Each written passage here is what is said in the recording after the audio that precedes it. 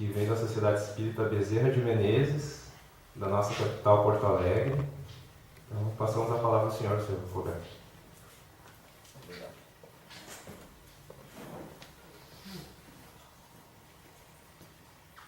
Estimadas irmãs, estimados irmãos, boa noite. Apesar de estarmos vindo de Porto Alegre, somos desta cidade. Estamos há 34 anos fora da cidade, residindo em Porto Alegre, mas vamos aprendendo a nos tornar ser do universo, exercitando-nos aqui na Terra, nos adaptando em diferentes cidades, bairros.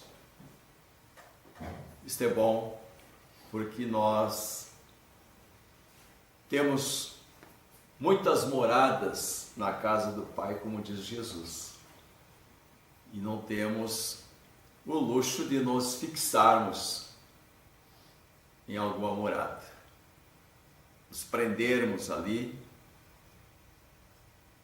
e onde nós colocamos o nosso coração, ali está o nosso psiquismo, e temos que ter esse sentimento de liberdade nos espaços.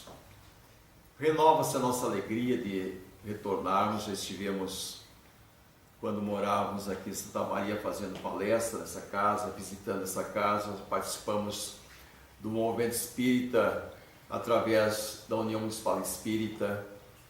Estivemos como diretor do departamento, tivemos a oportunidade de visitar e fazer a integração de muitas casas aqui da nossa cidade.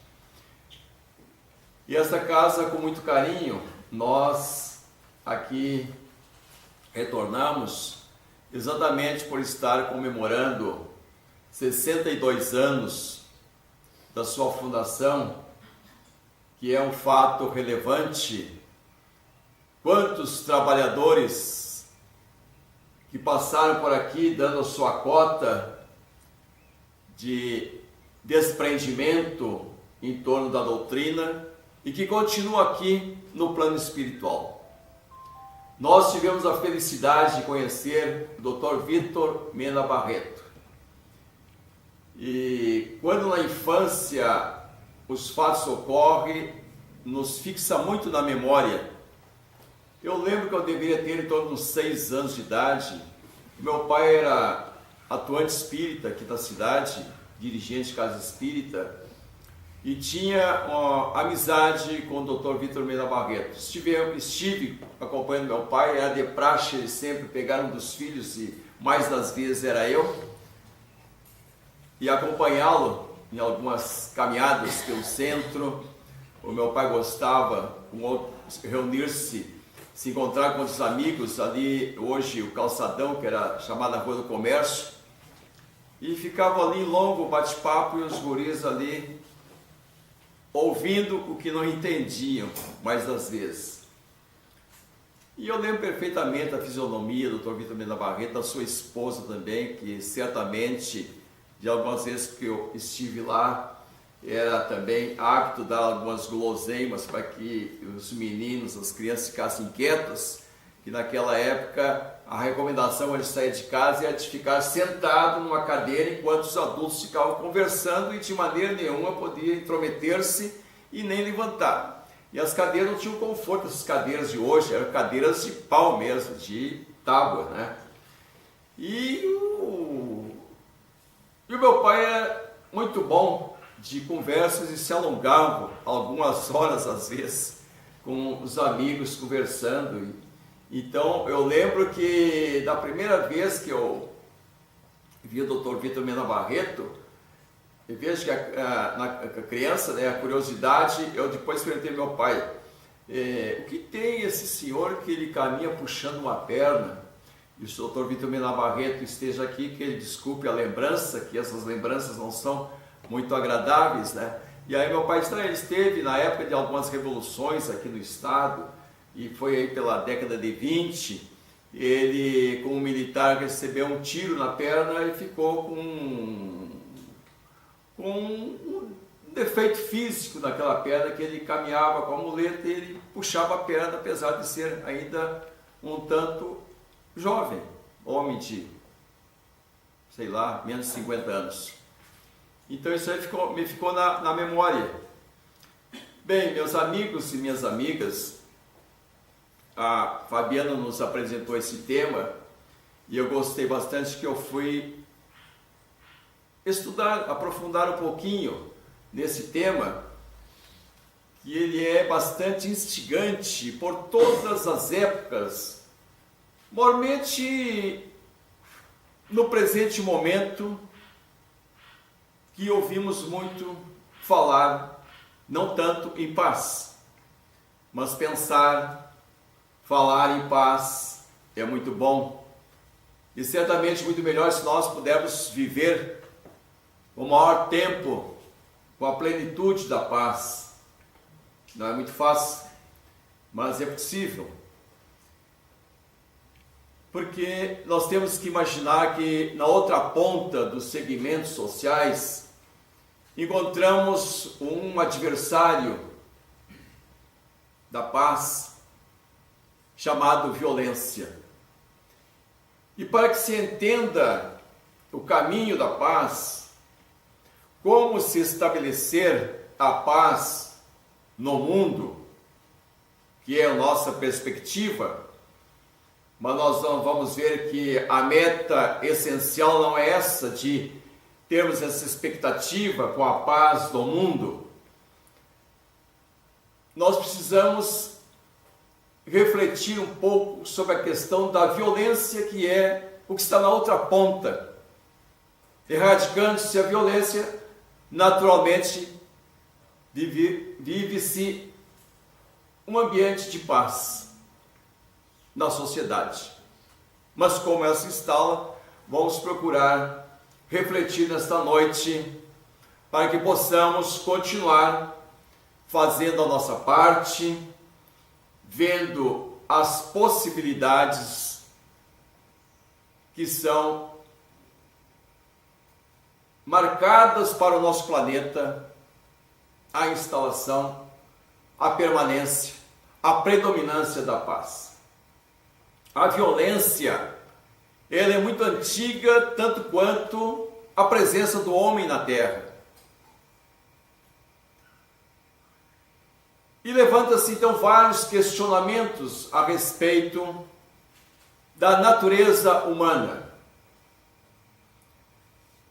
Muitos estudiosos têm buscado entender a natureza humana na ótica da análise do comportamento de violência.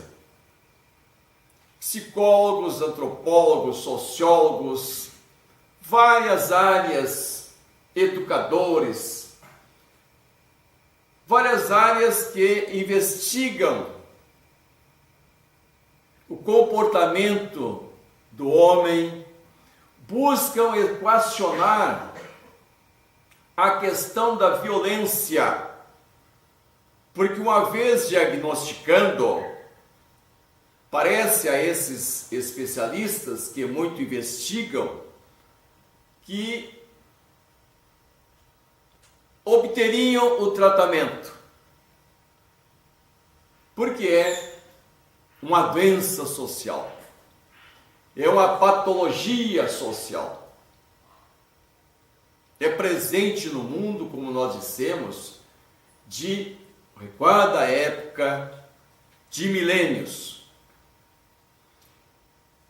E no momento, temos algumas investigações bastante ousadas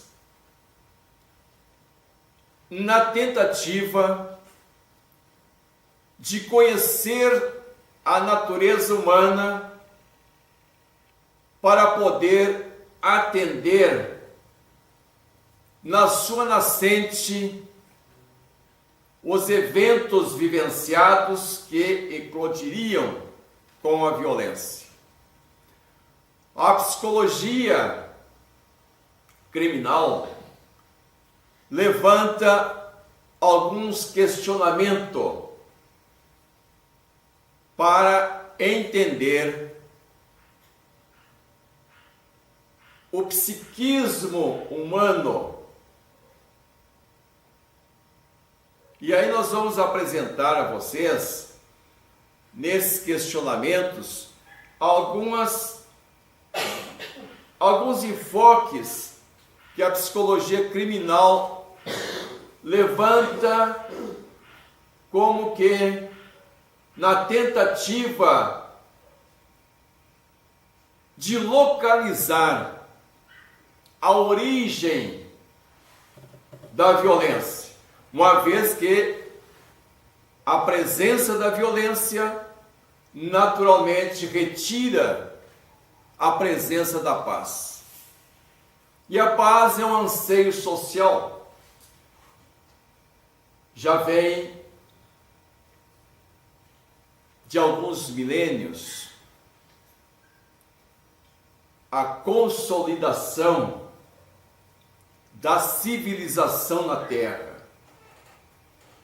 Diríamos que de 7.000 anos até o momento, vem se estruturando, vem se organizando o que nós poderemos definir como civilização. Mas naturalmente que nós não vamos trazer elementos deste longo período. Nós queremos fazer uma reflexão com vocês de 2.000 anos, nos nossos 2.000 anos. Os 5.000 anos para trás, naturalmente, conturbado pelos modelos de estilo de vida, havia grande manifestação da violência. Mas o que a psicologia criminal levanta são esses questionamentos, tomando como investigação o objeto da violência, o ser humano. Como eram as personalidades dos pais? É um questionamento que é observado entre os autores de violência, então, examinados. Como transcorreu a educação na infância e adolescência? Houve cuidado no processo de educação? Em que ambiente social viveu na infância? Eu devia estar lá 30, 40 anos de idade e ele teve atitudes de crueldade que o caracteriza uma personalidade violenta. Então, esse e demais indivíduos que são observados, os psicólogos da área criminal levantam esse questionamento para uma grande discussão.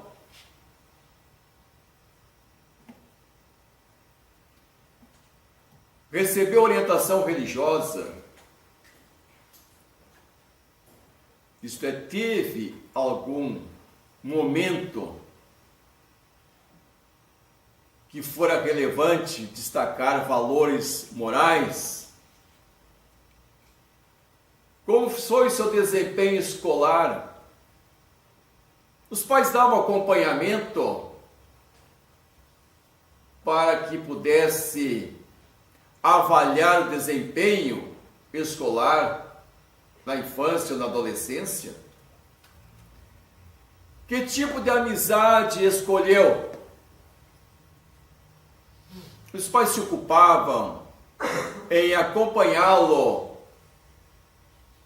no grupo de amigos, desde a infância e notadamente na adolescência, quando vai se ampliando a liberdade do filho? Como como desenvolveu sua vida sexual, foi orientado para o respeito à vida afetiva?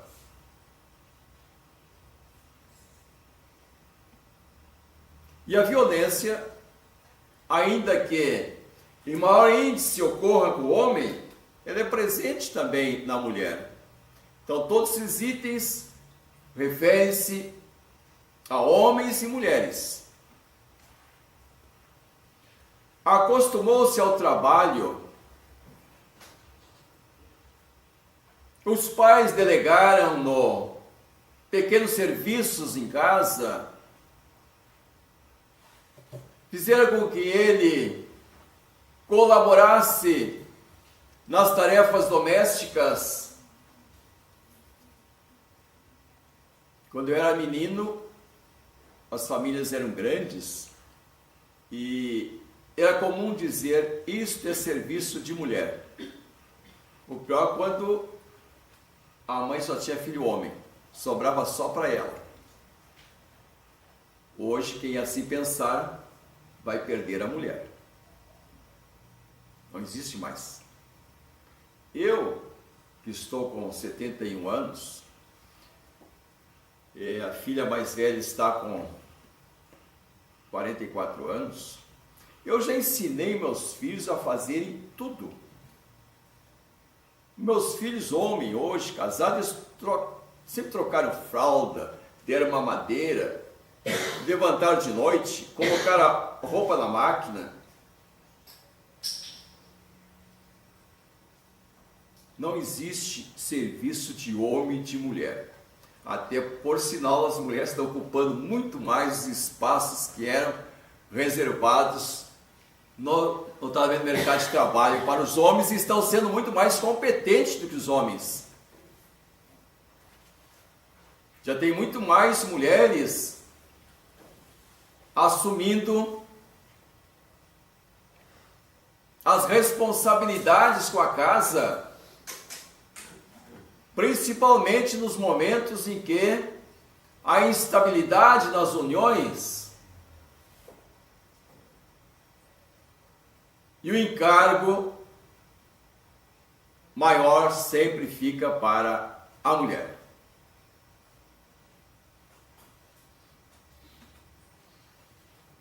Como foi seu comportamento em casa? Comportamento em casa vai representar lá na rua. Eu lembro meu pai dizia, quando via assim em alguma família, um menino, um adolescente meio destrambelhado, ele dizia: o mundo vai ensinar ele. O que foi poupado ele em casa, claro que hoje não dá nem para dar uma chinelada no filho, né? Mas o meu pai já não usava cinta nessas presilhas aqui, já usava por cima, que era mais fácil de tirar, e já saía com a cinta para cima da turma que era grande, que de repente dava um alvoroço lá entre os filhos e ele tinha que sair de cinta mesmo, num e no outro. Hoje o conselho tutelar já ia bater lá na casa dele. Mas o comportamento em casa, naturalmente, e como seres imitativos que somos, as crianças imitam muito os pais. Eu vejo às vezes na família, nora, filha, sobrinhos, não sei por que essa criança está dizendo essas frases, esses palavrões. E aí quando tu vai para a escola, é lá na escola que está aprendendo. Não, está aprendendo com os pais. A criança, ela copia tudo, todo o cenário, o desrespeito que ela tiver lá com o colega da escola. E se não tiver uma boa forjada educação, vai crescer na adolescência e quiçá piorar na fase adulta. Bem, então, essas investigações foram muito importantes.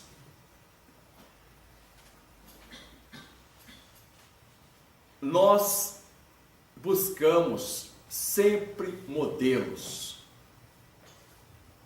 Tanto que numa questão do Livro dos Espíritos, Kardec perguntou quem o homem poderia ter como guia e modelo na Terra. Olha que pergunta ousada de Kardec. Ele que estava frente a uma falange imensa de espíritos, poderia ser o Sócrates, que tanto colaborou na codificação, poderia ser os grandes filósofos, grandes pensadores,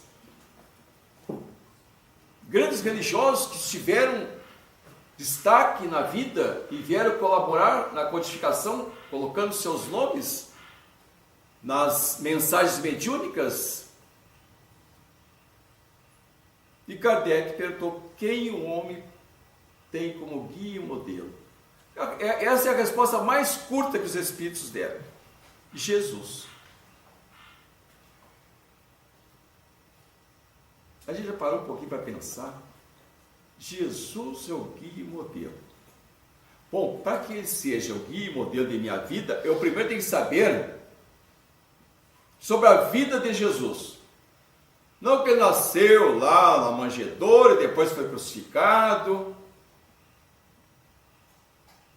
Cenário de vida. A obra de Jesus.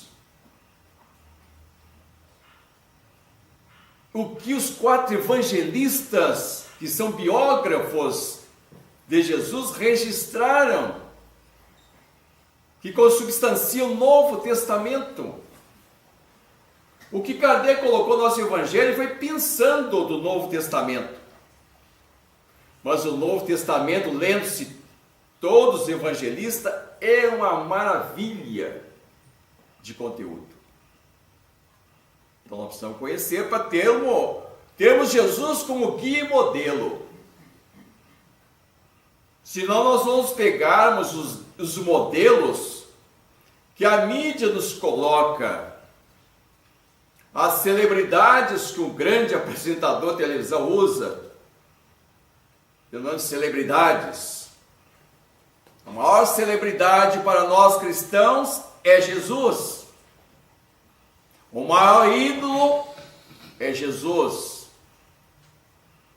A canção que Jesus apresentou naquela época, ela é de grande ibope hoje.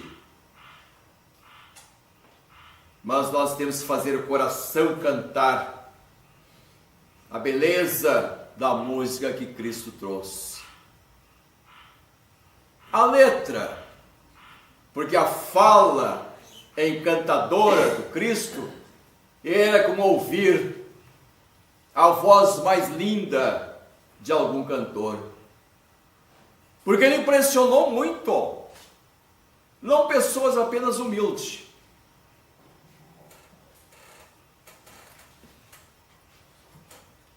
Nesses 2000 anos que nós queremos trazer como reflexão da violência, nós vamos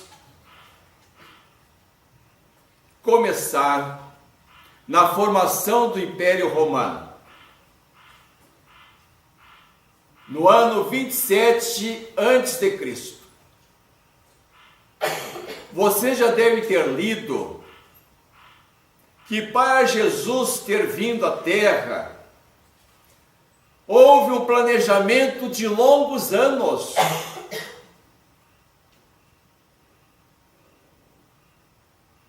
Porque esse espaço onde tem vida a Terra é muito grande, é imensurável que nós não imaginamos. Ao ponto de Jesus dizer assim, sintetizar, há muitas moradas na casa do Pai. Nós estamos aqui na estrutura mais densa, vivendo com este corpo. E existem as várias esferas de vida, ou planos. Lembre-se de uma frase de Paulo de Tarso, quando eclodiu sua mediunidade, ele entra no êxtase, que é um transe mediúnico de desdobramento extraordinário. E ele deixa registrado: eu estive até o 8º céu. O céu é esse espaço. Quando nós oramos, nós desejamos sair da esfera densa. Nem sempre logramos êxito. Pelas imagens que vêm em nossa mente, pelos registros dessa eclosão de pensamentos, de emoções, de sensações do dia a dia. Fazer esse silêncio, entrar nessa quietude, para sairmos daqui e quiçá conseguirmos na primeira esfera, que já tem espíritos mais adiantados do que nós, na segunda, na terceira, etc. Então esse espaço, quando nós olhamos assim, daqui à Lua, 453 mil quilômetros, tem muito espaço entre o planeta que está mais próximo da Terra e a Terra. Existe um espaço imenso entre a Terra e Marte, entre a Terra e Vênus, numa distância mais aquém do Sol. Não há espaço vazio, está lá no Livro dos Espíritos. Bem, mas na formação do Império Romano, nós estamos assim criando essa imagem do que é a Terra, porque há pouco mais de 2000 anos o homem ousou dominar o que existia de civilização e formou o Império Romano. Ampliou-se de maneira tal que dominou a Europa, foi além mares, chegando em áreas da África. Era o ano 27 a.C. Vejamos o planejamento de Cristo, a sabedoria do Senhor em saber o que se desenrolaria através deste modelo sob o auspício da violência, porque os exércitos entravam arrasando cidades e vilarejos, matando crianças, velhos, mulheres, dizimando milhares de vidas para apropriarem-se das terras de outros povos e agregar ao Império Romano.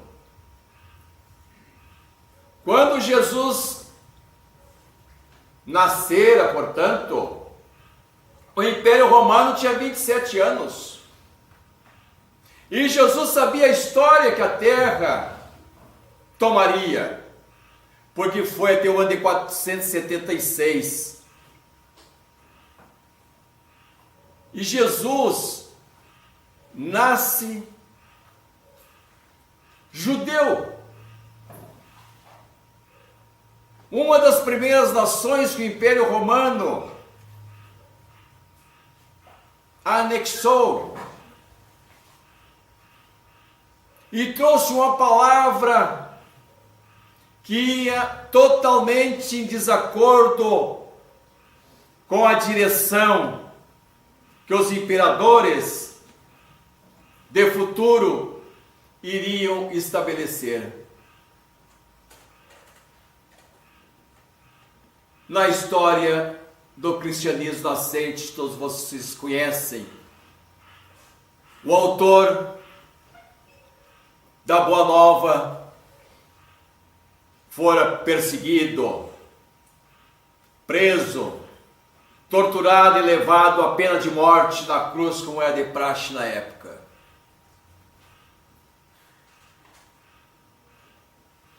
Crescia muito o número de seguidores de Jesus. E os mesmos tiveram severas perseguições, presos, torturados, mortos aos milhares.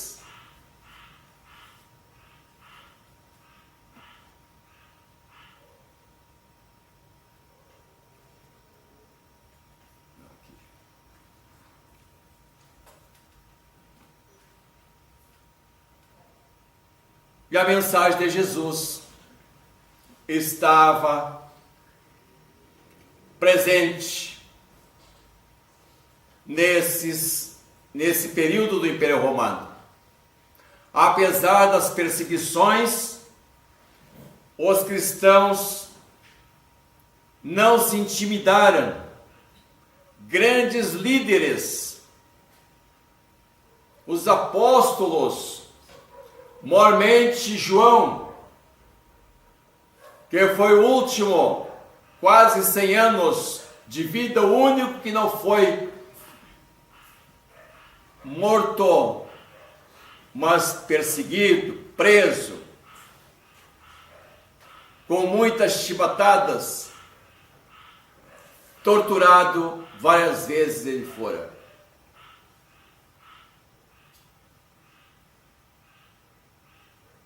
Nós vamos ter, neste primeiro milênio de cristianismo, a presença do movimento e de líderes cristãos resistindo a toda violência, porque na queda do Império Romano, outro império surge. E a violência estabelecida pela guerra era constante.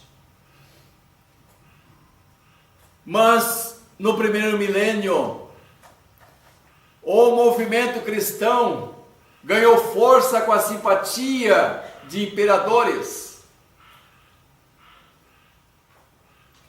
Mas os líderes religiosos da Igreja Católica Apostólica Romana ganharam espaço de poder. Era o império, ou os reis, e o clero, a segunda força, dirigindo política, social e economicamente. Era uma força tão poderosa como dos imperadores ou reis. E desencadearam um movimento chamado as Cruzadas, para o domínio da Igreja, sob o auspício do Papa. O movimento das Cruzadas, durante 200 anos, fez perseguições cruéis,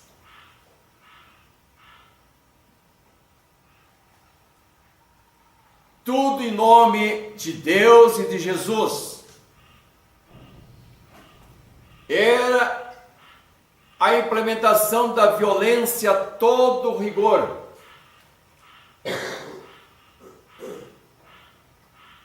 Eram perseguidos seguidores do judaísmo,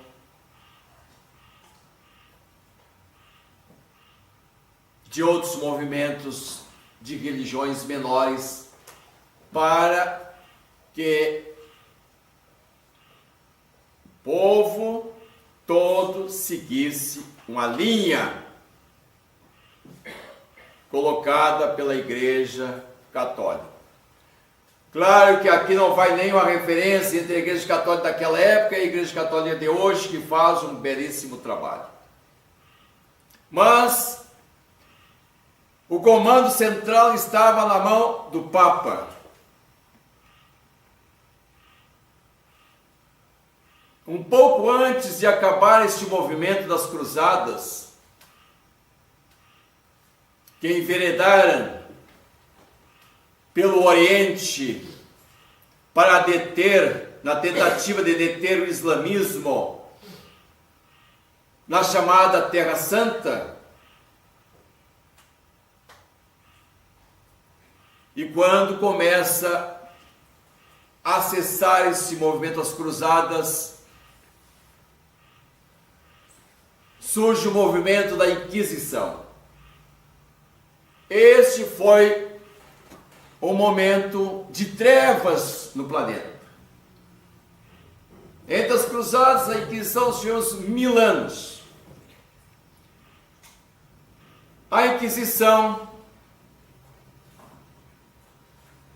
que quer dizer investigação, era para investigar quem não atendia aos sacramentos da Igreja, eram apontados como hereges, não frequentavam assiduamente ou nem frequentavam a igreja, não se confessavam e não se comungavam. Mas era interessante que os que comandavam as tropas, que eram bispos e padres, tinham seus olhos voltados aos ditos hereges, proprietário das mais belas terras, para que, destruindo aquelas famílias, a igreja então se apropriava dos seus bens. A Inquisição teve um desejo da sua decretação muito antes. Com o Papa Inocêncio III, um sobrinho dele, que era bispo, o bispo Ugolino, muito insistia, o tio, ele tinha sido um brilhante advogado e, por ser sobrinho do Papa, ele transformou-se num bispo. E ele tinha desejo de que o tio assinasse o decreto da Inquisição. Mas, neste momento na terra, como providência de Jesus, o discípulo bem-amado João, que estiveram nos momentos mais relevantes das pregações e dos atos de Jesus, reencarna e vamos conhecê-lo como São Francisco, que pregava a paz, que afirmava sem a prática do amor não havia o caminho da paz, e deteve que o Papa Inocêncio III decretasse a Inquisição. Contudo, mais tarde, poucos anos após a morte de São Francisco, o anterior bispo, que agora cardeal Ugolino, torna-se Papa. O Papa Gregório IX, e ele então assina o decreto da Inquisição. Mas o Cristo está atento ao desenrolar da estruturação de uma civilização do presente, vislumbrando um futuro.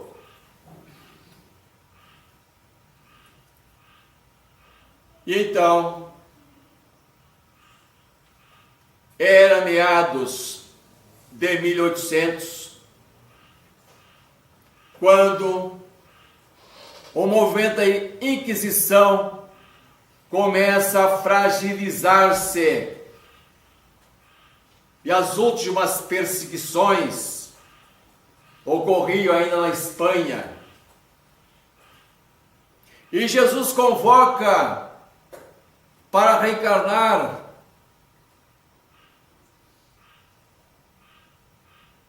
como um espírito luminar do porte de Francisco de Assis. Divaldo diz, e certamente foi informação de Joana de Ângeles, porque ela viveu algumas reencarnações com Francisco de Assis e outras reencarnações desde do cristianismo nascente, como João, lá estava ela, Joana de Cusa, que depois de Jesus, o espírito mais luminar que esteve na terra chama-se Francisco de Assis. Mas Jesus convoca para meados do século XIX a reencarnar um dos mártires da Inquisição, o notável bispo Jean Hus, que fora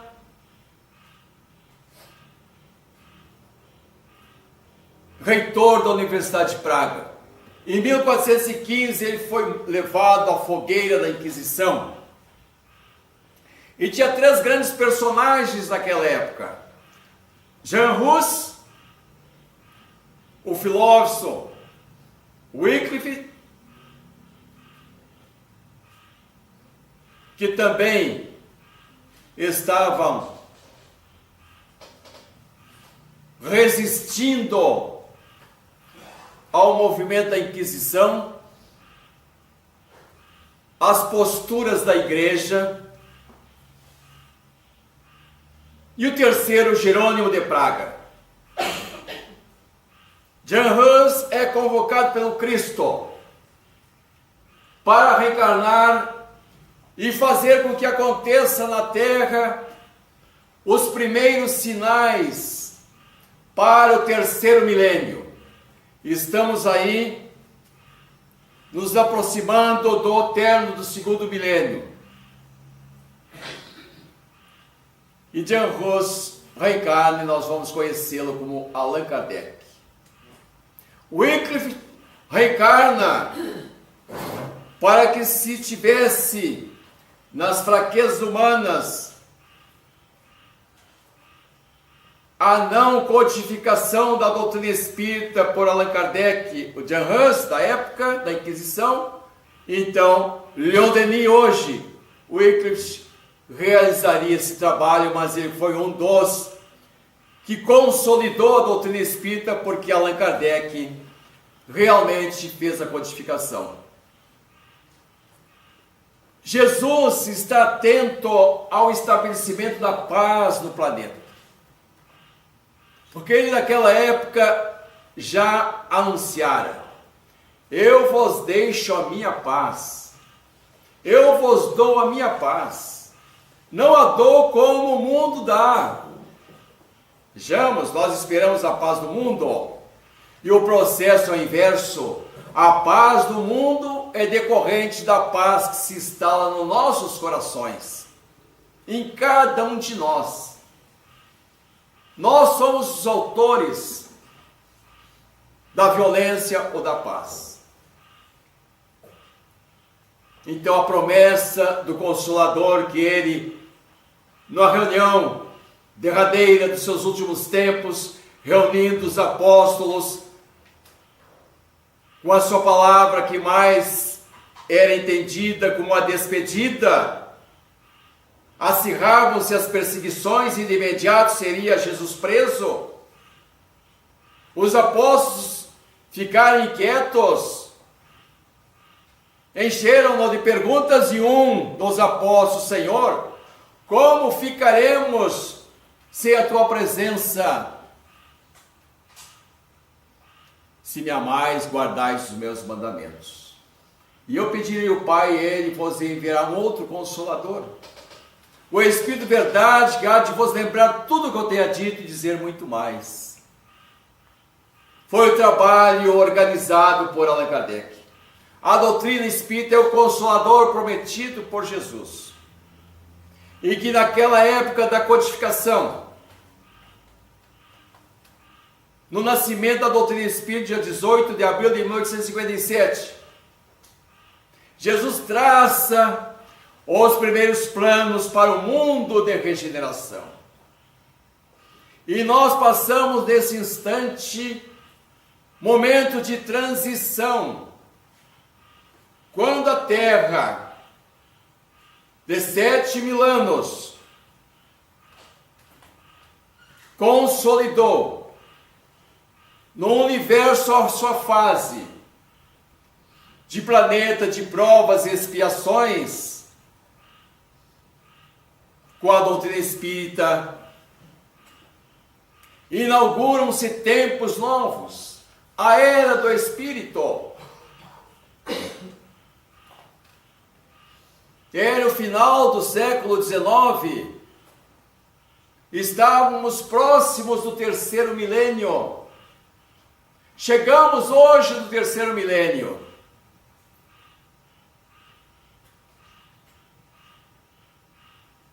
Mas Allan Kardec quis saber dos nobres espíritos qual a receita para que pudesse desencadear-se no terceiro milênio uma fase nova no planeta de paz. E está lá no capítulo 9 do Evangelho segundo o Espiritismo. Bem-aventurados, brandos e pacíficos, que herdarão a terra. Herdarão a terra, os brandos e pacíficos. E Jesus questiona os espíritos sobre as virtudes que pudéssemos então conquistar em ser brandos e pacíficos. E lá está nas instruções dos espíritos, várias mensagens de nobres espíritos que participaram da codificação. Benevolência. Ser benevolente é uma manifestação de caridade. É ser bom.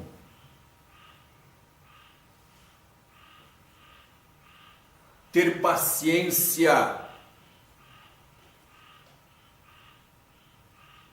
Ter paciência é nós espíritas sabermos que os momentos presentes são a colheita de ontem.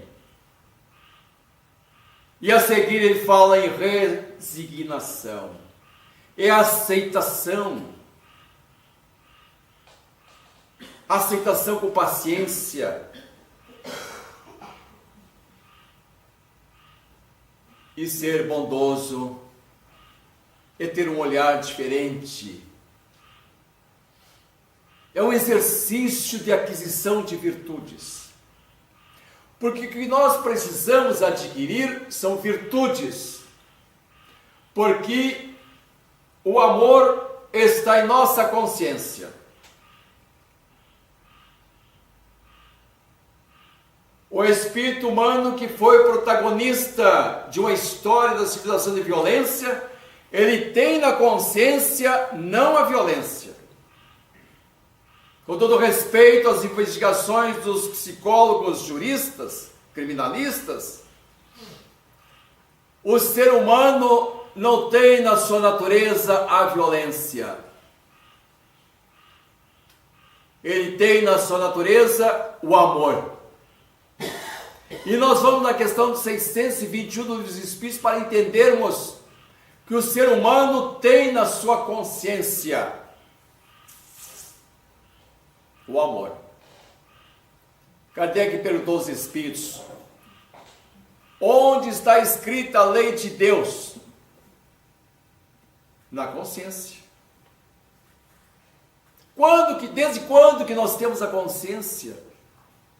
As conquistas da razão, desde a nossa humanização.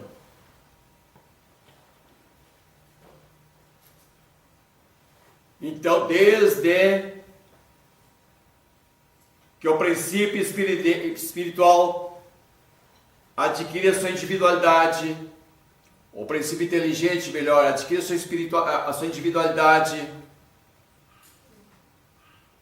e humaniza-se, que nós não sabemos qual é esse processo, nós temos em nossa consciência, porque só quem tem a consciência, a mente estruturada, organizada, é o espírito humano. Nós temos conhecimento das leis de Deus. E aí nós nos lembramos da pergunta que o doutor das leis fez a Jesus: Mestre, qual o mandamento maior das leis? Amar a Deus com todas as forças do teu espírito, com todas as forças do teu coração, com todas as forças da tua mente. Eis aí o primeiro mandamento. E amar o próximo como a ti mesmo, eis o segundo mandamento. Então essa lei de amar está na consciência. E a consciência nos acompanha desde a humanização.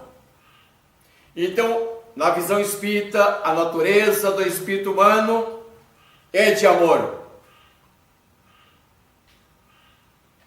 E de posse do amor, os mecanismos da educação para aquisição de virtudes. E educar, a própria palavra já diz, educar é extrair da consciência aqui aflorar as virtudes a partir da nossa realidade, espíritos humanos, que temos na nossa consciência o amor. Ah, mas isso é utopia, porque nós éticas, religiosas, políticas, raciais, etc, etc. Mas na sua essência existe o amor. E agora, mais recentemente, reforçando algumas informações que Allan Kardec obtera sobre a transição planetária, vem ocorrendo uma seleção de espíritos que reencarnam e desencarnam. E para o mundo de regeneração, milhões de espíritos não mais reencarnarão na Terra. E nós estamos assistindo os últimos estertores da violência. Porque os espíritos de outras comunidades ao nível do Cristo, em grandes assembleias, sugeriram ao Cristo que fosse dado mais uma oportunidade a espíritos belicosos, cruéis, que estão há séculos ou milênios na periferia da Terra,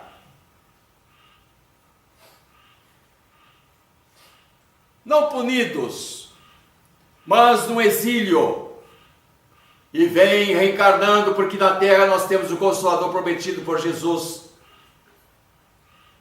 que é a doutrina capaz de resistir esses momentos que estamos vendo.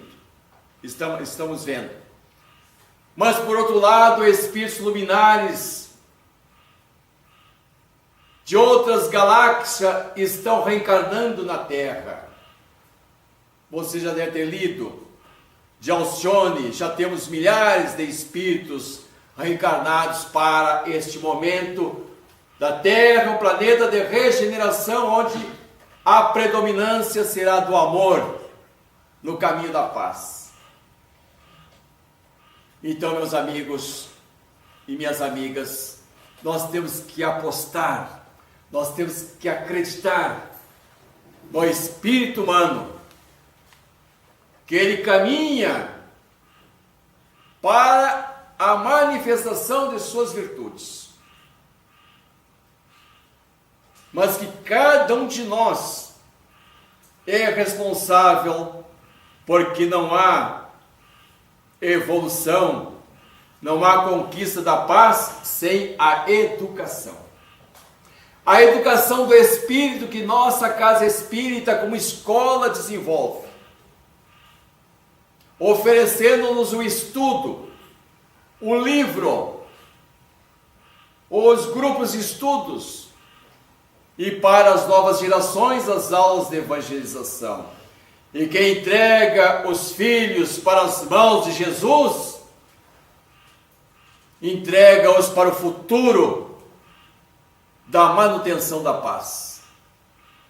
Muito obrigado, que permaneçamos nessa construção de paz interior em nossos corações, nesse olhar para a nossa família, olhar o filho, a esposa e pensar: o que eu devo fazer um pouco mais para fazê-los mais felizes?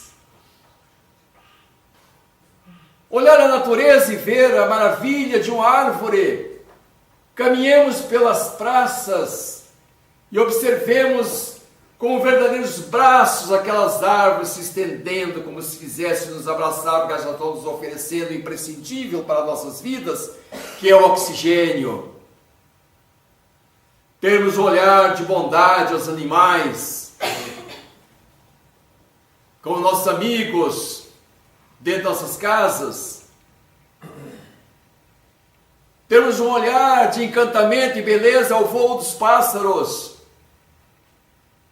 valorizando o canto do sabiá que pela madrugada anuncia o novo dia.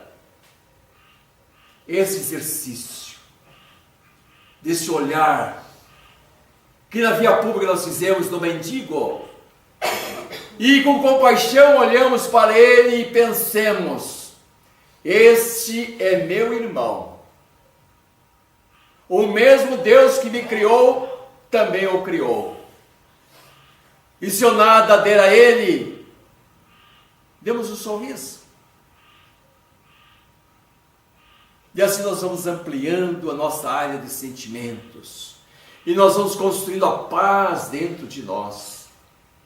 Vamos acumulando virtudes, vamos fortalecendo algumas virtudes incipientes que estão, ora se manifestam, ora já são foge do nosso dia a dia.